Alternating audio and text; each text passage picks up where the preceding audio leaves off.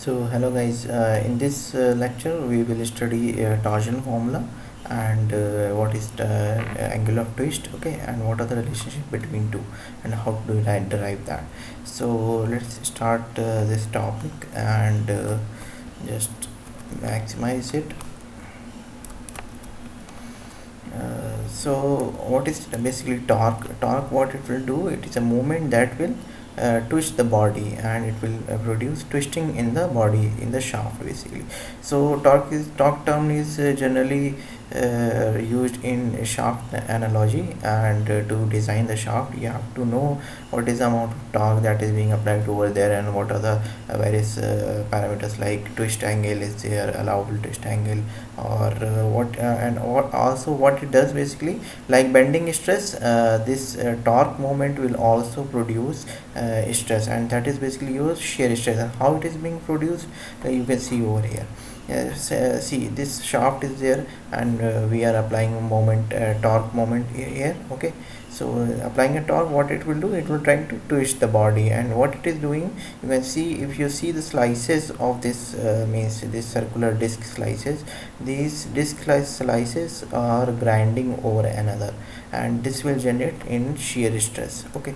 So this is basically like this, how the shear stress being generated over here due to the application of the torque. And this shear stress will be maximum at the means at the outer body, means at the surface, and will be zero at the center. So it will depend depending upon the means distance from the center, okay. So this is how the shear stress being generated, and it will acting along the cross section plane, inside the cross section plane, and it will be following the right hand thumb rule, okay. So we assume that torque to be positive for anti-clockwise direction, and our thumb is pointing positive x-axis, basically that is your longitudinal axis of the member. So the thumb is towards the positive x-axis, so the curl will be given by the curl will give the torque and direction of the torque, and that will be, we call it as positive torque, and the opposite of that will be negative torque. So you can see over here, this shaft is there, and this end is fixed so that it cannot move, and the torque is being applied over here about the longitudinal axis of the member. So what are the various things that will happen? There will be internal shear stress that will be present at this cross section, okay, and that you have to calculate. And also that, what is this basically, this is your twist angle, and the maximum twist angle will be at the free end, okay. So you have to calculate twist angle also. So this is your undeformed plane, and this is deformed plane, and this is the twist angle. And twist angle is basically from you can see these lines. I'm drawing the angle between these two lines, this line and undeformed plane and deformed plane, basically at a particular cross section, okay. And at the surface, you can see this difference, this is basically your shear strain, this angle, okay. So and angle at the surface, and at the cross section it is called twist angle, and at the surface in the longitudinal direction it is called as shear strain, that we will see later also. Now you can just see over here how the torque is being applied in this shaft. So what we have done is, we have extracted some this small element over here, and you can see how the distortion is being happening over here. So as we apply the torque, and we have cut it out a small delta x strip of this disc of the shaft, and you can see how this small element is deforming. So previously the original shape was CAB, and now after application of the torque, the current shape is CAD, okay. And now also you have to see here that how the angle of the twist that is being shifted, and this is being developing in the cross section. So this angle twist of is in the cross section, and at angle of the shear stress, or the and this angle of the shear strain will be at the surface, okay.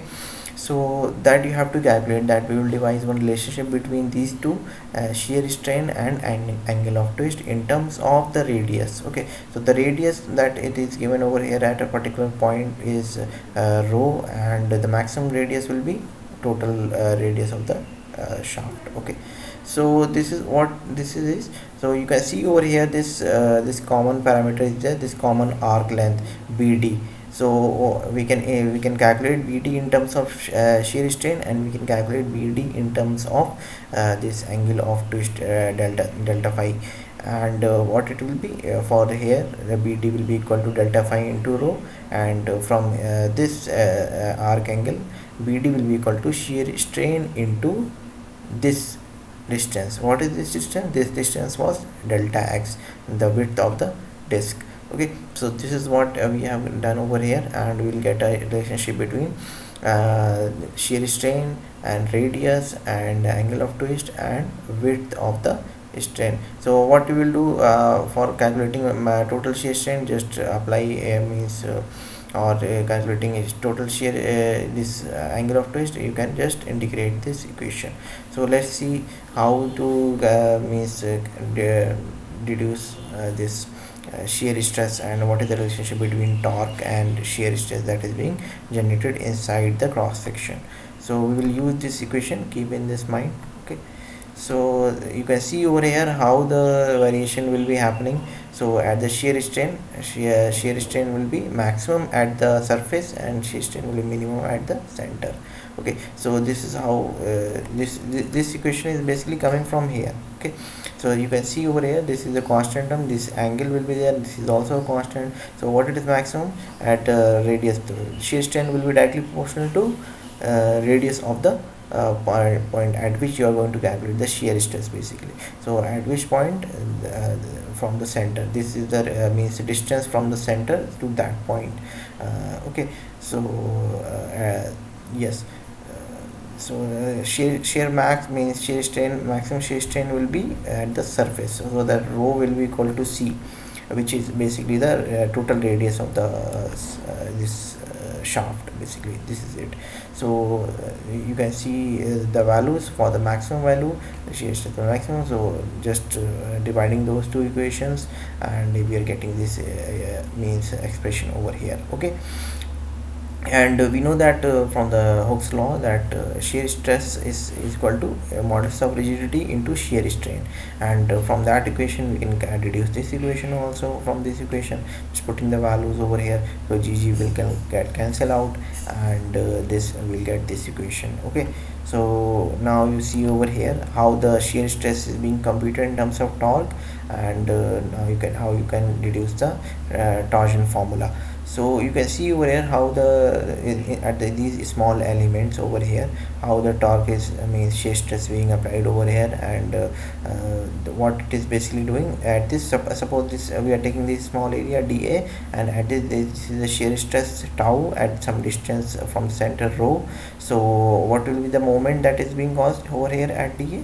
So dA will be, as first of all you have to make force, so tau into dA will become force, and the moment will be tau into dA into rho. That this is what it is. And what we will do then, for whole area we will integrate this. Okay, we will integrate by area integral, and just putting the value from previous slide, this is tau, and tau will be put in terms of tau max. Okay, so maximum value, and just what we are getting over here is we are getting these are the means constant terms, and this is the variable term dA, and rho is basically the distance at which you are calculating the shear stress from the center. Okay, so and this particular value is called as polar moment of inertia. Yes, this value is called as polar moment of inertia. And how to calculate this? You have to go on the net and search polar moment of inertia in the Wikipedia page. You can easily find it out, and just remember the values for the various cross sections.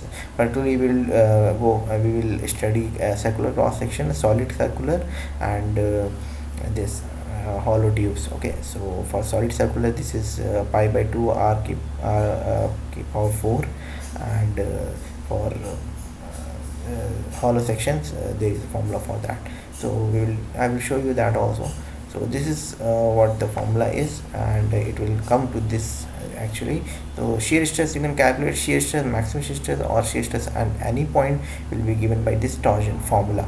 Okay, where tau max is the maximum shear stress at a shaft which occurs at the surface of the shaft, and T is the internal torque that is being developed at this particular cross section of the shaft. Okay, so whatever the cross torque is there, means applied on the whole shaft. You have to, if you want to calculate shear stress at a particular point at a particular section, you have to calculate torque at that particular segment. Okay, at section. So for that you have to calculate the torque, internal torque. Okay, and J is your polar moment of inertia of the cross section area. It will depend upon the shape of the cross section, either it can be circular, either it can be square, either it can be uh, hollow tube. Okay, and C is the outer radius of the shaft. This is the means maximum radius. Okay, so this is the torsion formula. And see, this is one example is there is also given in book. And this is what it is doing. He is creating a couple over here, and he is creating a torque, and is trying to twist this shaft AB. Okay, so what you have to do, you have to calculate shear stress at C. Okay, and what is the amount of shear stress that is being developing at C. So first of all, what you have to do, you have to calculate torque that is being applied over here. So just cutting a section over here and applying C. This is what we are assuming. We are assuming that the shear means torque it is being applied is positive clockwise. Okay, and the torque will be, how much the torque will be, just calculate the couple moment from the couple. So 80 into 200 plus 80 into 300. So this is the lever arm, this is the lever arm, and these both are in means this is trying to rotate in a clockwise direction. Okay, and the torque will be in opposite direction, the internal torque will be opposite direction. So you can calculate the torque value, and after that, using the formula, you can directly calculate the values of shear stress at this point and internal point. And since it is a hollow section, you have to calculate shear stress for what you have to calculate shear stress, moment of inertia, polar moment of inertia for hollow sections. Okay, so that you have to see. uh, Now how to calculate means angle of twist in the shaft, means total angle of twist in the whole shaft. Suppose this is a shaft of length L, and you want to calculate the angle of twist due to this torque that is being applied over here. So what we have done is we have just calculated, it's taken out one small strip or disc, and we have also means deduced this equation from the this means shear strain. The variation means relationship between shear strain and angle of twist. Okay, and this will be developing like this, and we are getting d phi is equal to shear strain into dx upon rho. Rho is the distance from the center of the shaft to the point where you are calculating the shear stress basically. So, and dx is the thickness of this disc. And what also we know that shear stress is equal to g into shear strain. This is modulus of rigidity. And also what we what will do, we will replace shear strain upon with this shear stress upon g over here. And then after that we will replace shear stress upon rho with tau upon torque upon polar moment of inertia. So that what we are getting over here is this equation. Okay, so torque can also vary with the x, means distance from the any point over here, and the moment of inertia or polar moment of inertia can also vary according to the section, and g can be constant, or this may be varying also according to the segment. Suppose the shaft is made of combined material. Okay, and ds is the small length. So for calculating total means angle of twist in whole shaft, what we have to do, we have to just integrate it as a line integral and calculate the value. Then it will be coming out to be phi is equal to torque into length of the shaft upon the polar moment of inertia into this. So TL upon JG or GJ, what you want to call it as. So this is how you can calculate the twist in the shaft basically. Okay, so let's take one example over here and see how it is being calculated. Let's go to our lecture notes and see. So this is the shaft over here, and the means torsion formula can be given as tau torque is upon T upon J is equal to tau max upon R. This is the maximum thing basically at this, at the outer surface you will get the maximum value of shear stress, at the inner at some R distance means from the center, it will get the shear stress at that particular point, and this will be equal to G5IL. Where we are getting it from? We are getting it from the this twist angle formula that we have devised over there. So this is the whole torsional formula. So by using this formula, you can directly calculate the shear stress at any point, okay, at any distance from the center of the shaft, at a particular cross section, and you can calculate means angle of twist in that particular segment. Okay, so here we have I have given various examples over there also, that how to calculate that, and how to do all the examples, and just go through the tutorial sheets and book. You will get so many examples over there to calculate the shear stress. Go through it. And this next example that I have taken is this, this shaft is being subjected to series of torques. Okay, so the series of torques is basically, this shaft is basically being taken from a machine assembly, and where the torque is being applied over here and torque is being drawn from the end. Okay, so I think this is the basic assembly that you will find everywhere in my industry and all things. So what you have to do is, you have to calculate what is the amount of torque that is being developed inside AB, BC and CD. Okay, so because the values are varying over here, so the value will be vary, and will vary. Okay, and first of all, before going means solving this equation, means for this you have to see whether these torque values are in equilibrium or not. Otherwise, if they are not in equilibrium, means the summation of clockwise torque and anti-clockwise torque should be 0, and if they are not in equilibrium, you cannot solve this problem. Okay, so the equilibrium equation won't apply over that. So since this is in equilibrium, you can apply, and what we will do is, we will just cut a section over here between A to B, and what see and draw the AB diagram. I have taken positive x in this format. Okay, so this is our cross section, and this is our positive x-axis. So put your thumb in the direction of positive x-axis, and the curl will give you the direction of torque. Okay, so this is positive torque. Just apply equilibrium equation about the x-axis, and means anti-clockwise torque about the x-axis positive. So T will be coming out to be 80 Newton meter, and this is positive. So what we do is, we draw in this torsion diagram. This is called as torsion diagram or torque diagram, and the positive thing value will be means drawn upwards, and negative value will be drawn downwards. Okay, so just calculate if in all the sections like this by drawing a free body diagram and all things.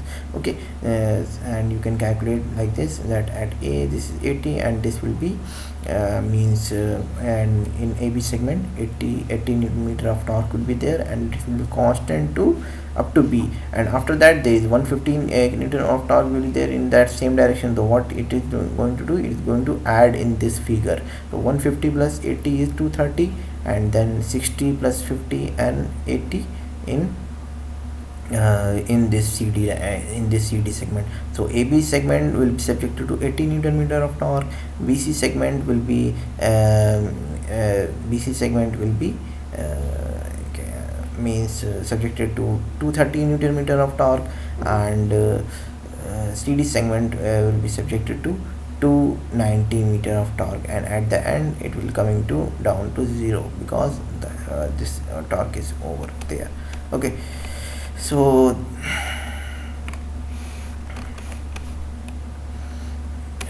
yes. So now you, after calculating the values of the torque in this segment, you can directly calculate the value of twist angle in these separate segments. So after calculating the twist angle in these separate segments, you have to sum all them up with the sign. Either it can be positive or negative. If the torque is positive, twist angle will be positive. If the torque is negative, twist angle will be negative. Okay, so in this this is how you can calculate the twist angle, by putting the formula, this twist angle formula, and putting the values over here. You can calculate the twist angle for AB, BC and CD, and then the total twist angle will be given as by the algebraic sum of these values. Either they can be positive or they can be negative, so you have to just put with the sign. Okay, so according to the torque, if the torque is negative, the twist angle will also be negative. So just put with the sign and you will get the total twist angle in total entire beam, this 80. Okay, so this is how the series of loading you have to calculate for the some series of loading torque on the shaft, and you can directly calculate the this torque in the different segments of the shaft, and twist angle in the different segments of the shaft.